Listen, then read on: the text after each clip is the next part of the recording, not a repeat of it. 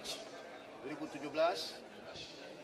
Dewan Rakyat telah pun menolak soalan saya yang mana saya telah meminta Perdana Menteri menyatakan jumlah perbelanjaan yang telah dikeluarkan untuk mendanai kumpulan Cyber Trooper Respect My PM bagi mempertahankan ribuan serangan yang telah diviralkan ataupun ditularkan di laman sosial atau media baru terhadap Perdana Menteri.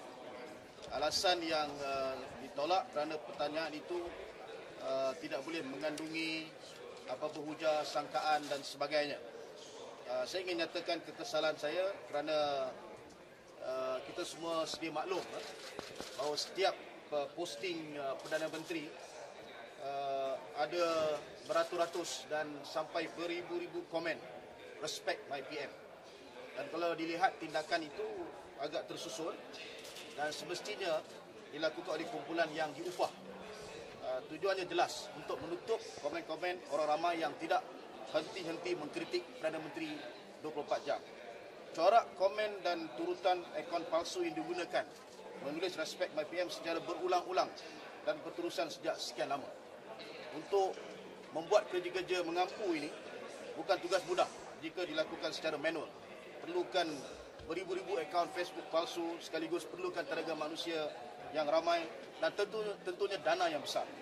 Justru sebagai wakil rakyat, saya ingin menggunakan parlimen untuk bertanyakan apakah duit rakyat yang digunakan untuk membayar upah Cyber Trooper Respect My PM ini.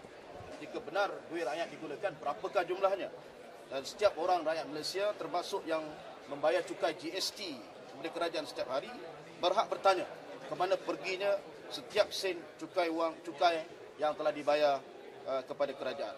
Justru saya berasa kesal dan amat kecewa kerana soalan ini dianggap sangkaan.